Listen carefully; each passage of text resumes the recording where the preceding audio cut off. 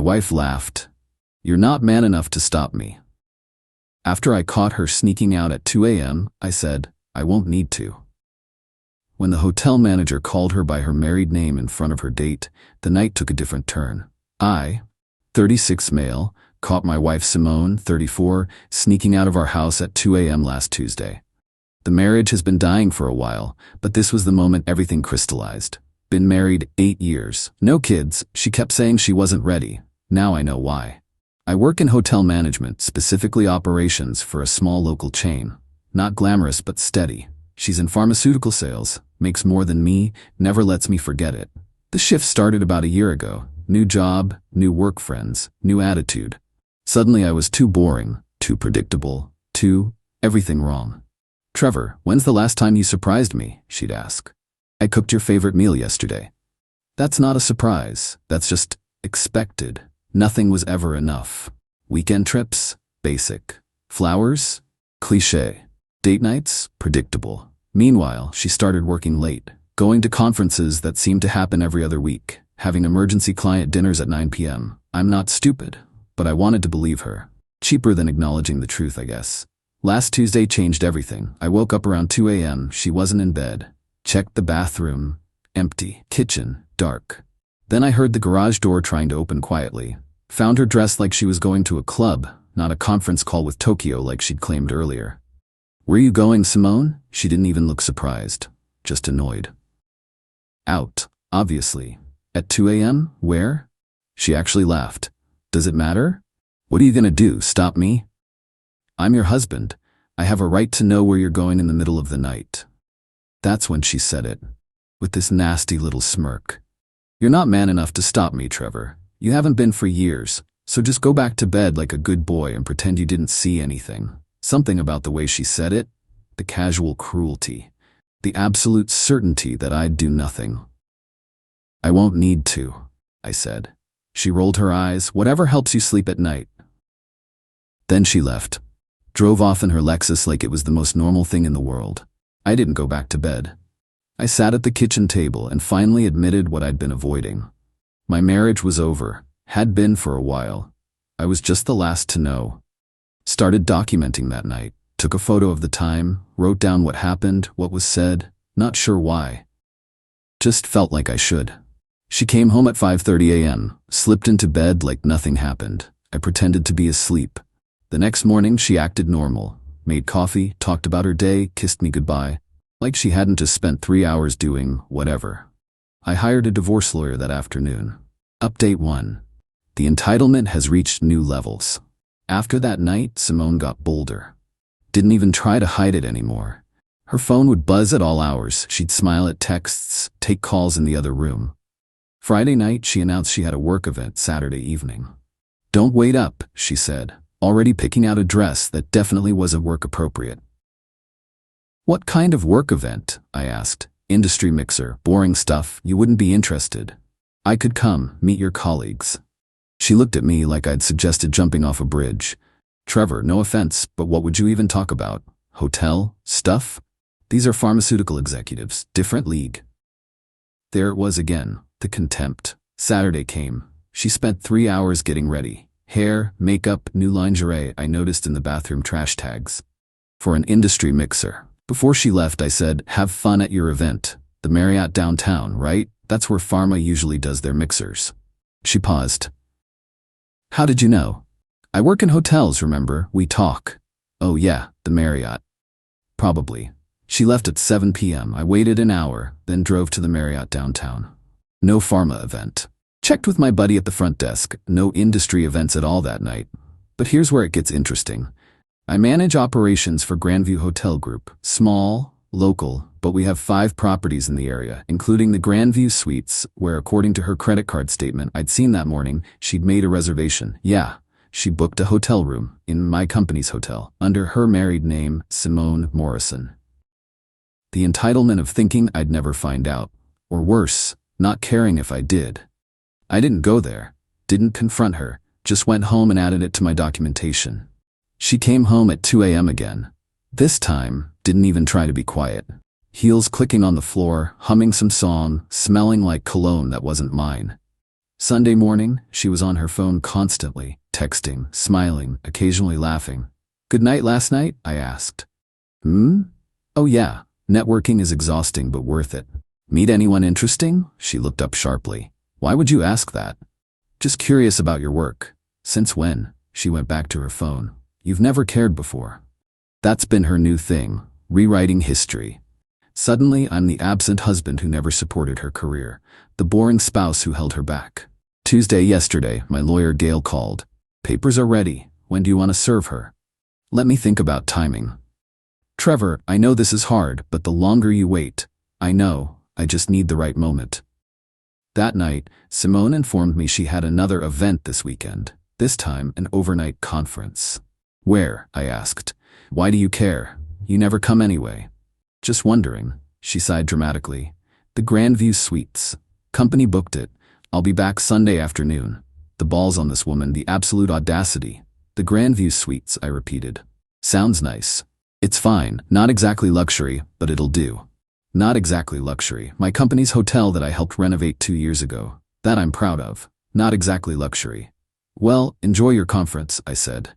She was already back on her phone. "I intend to." That's when I decided, this weekend, let her have her conference. Let her think she's getting away with it all. Because she's right about one thing. I'm not man enough to stop her. I'm smart enough to let her stop herself. Update 2, y'all.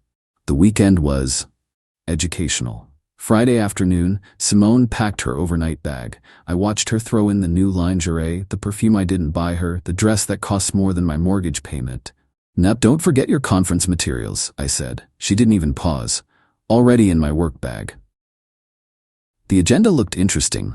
What's the keynote about? Pharma trends. You wouldn't understand. Try me. She zipped her bag with unnecessary force. "Trevor, why are you being weird? It's just a conference." "Sorry, just trying to show interest in your career." "Bit late for that." She grabbed her bags. "I'll be back Sunday." "Have fun," I said. "Oh, quick question. What name is the room under, in case I need to reach you?" She froze for a second. The company name. "Obviously." "Which is?" "God, Trevor. Zelton Pharmaceuticals? Happy? Can I go now?" "Of course. Enjoy your stay at the Grandview Suites." She left without saying goodbye. Here's what Simone didn't know. I've worked for Grandview for 12 years. Started as a night auditor, worked my way up. I know every employee at every property. They're like family. Saturday morning, I get a text from housekeeping at Grandview Suites. "Mr. M, your wife checked in last night. Room 412. I didn't ask them to tell me. They just did. Because they've met Simone at company events. They know her. They respect me. An hour later, front desk texts, "Mrs. Morrison ordered room service for 2. Champagne and chocolate-covered strawberries."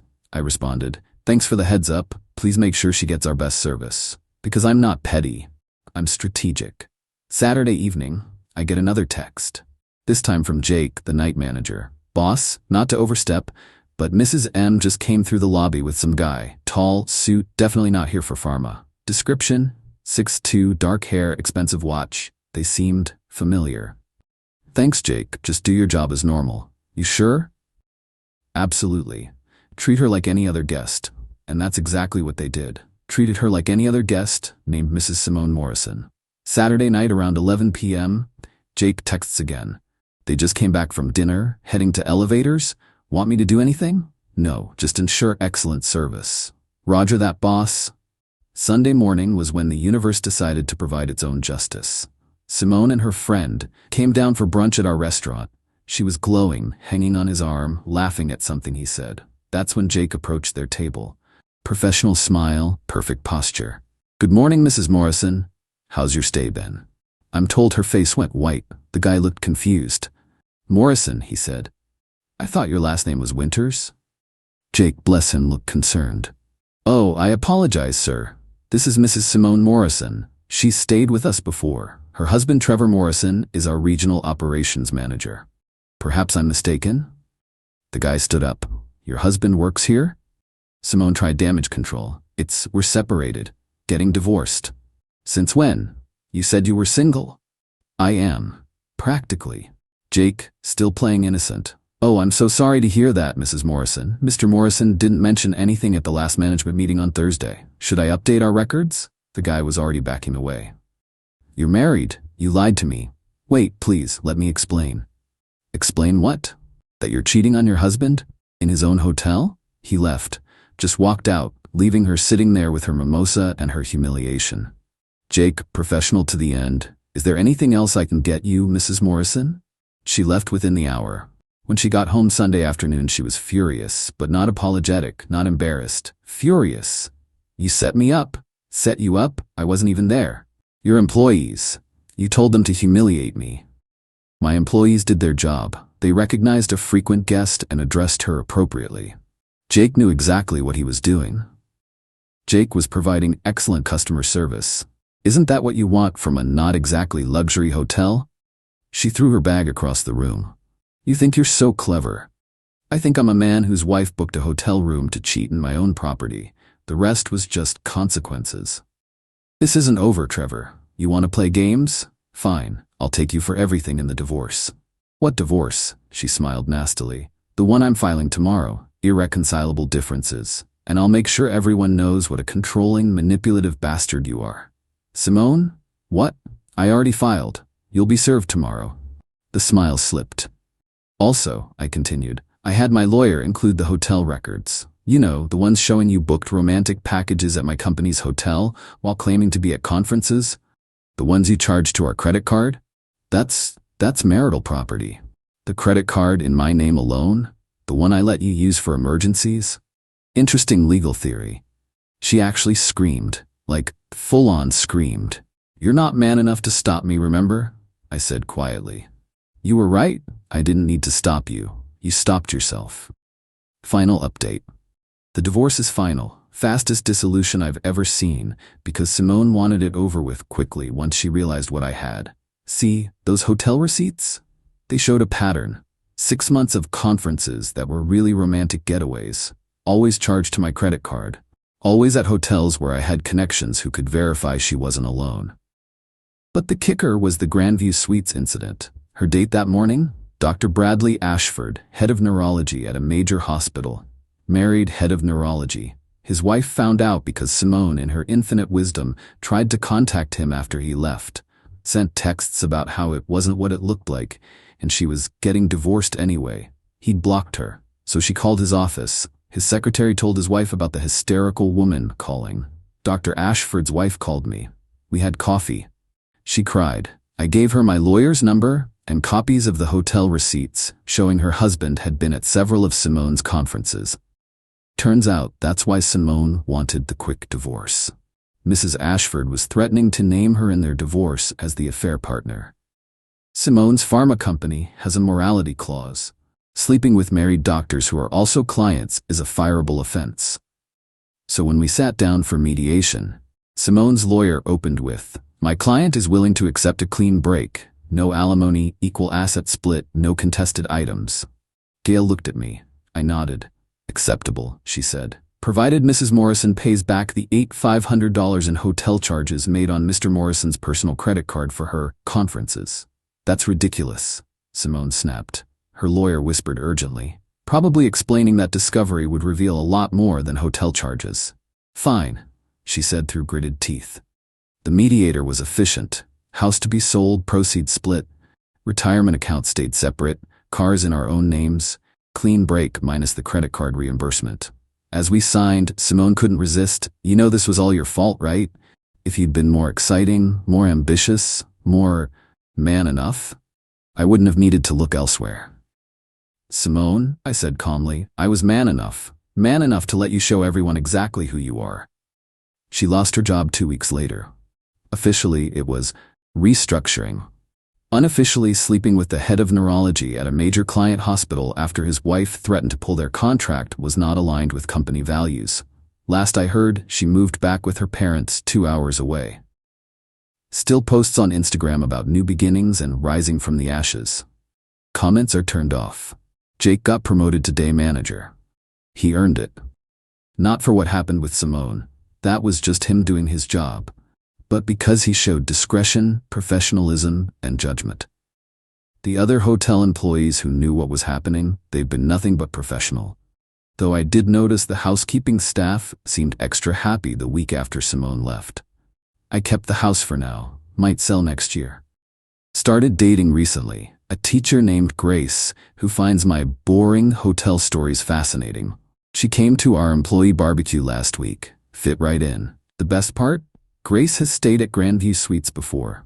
Left a 5-star review saying the customer service was exceptional and memorable. Jake just smiled when he saw her. Welcome back, Miss Patterson. Wonderful to see you again. No, Mrs. Morrison. No assumptions. Just professional service. Exactly how it should be. Simone was right about one thing. I wasn't man enough to stop her. Because real men don't need to control their partners. They just need to maintain their dignity and let karma handle the rest. And sometimes, karma works in hotel management.